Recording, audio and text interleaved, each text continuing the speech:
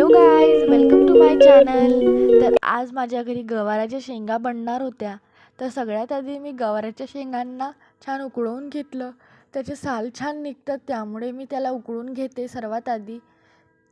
त्यानंतर मी कांद्याला कापून घेतलं, छान बारीक बारीक कांदा कापून घेतला. त्यानंतर मी टोमॅटोसुद्धा कापून घेतला, टोमॅटोसुद्धा बारीक बारीक कापून घ्यायचा.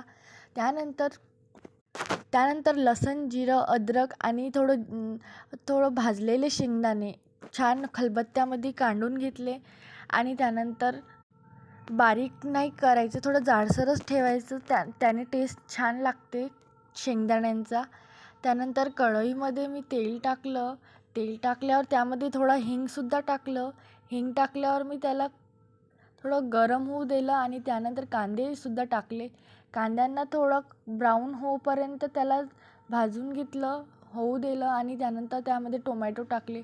टोमॅटो छान गळेपर्यंत टोमॅटोसुद्धा छान होऊ दिले. त्यानंतर तो काढलेला मसाला मी त्यामध्ये टाकला.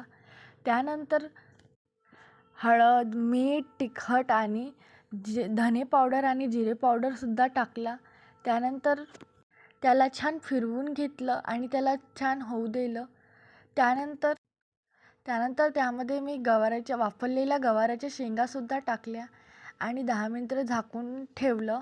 आणि त्यानंतर माझी भाजीसुद्धा तयार झाली आणि लवकरच स्वयंपाक बनवून जेवणसुद्धा करून घेतलं.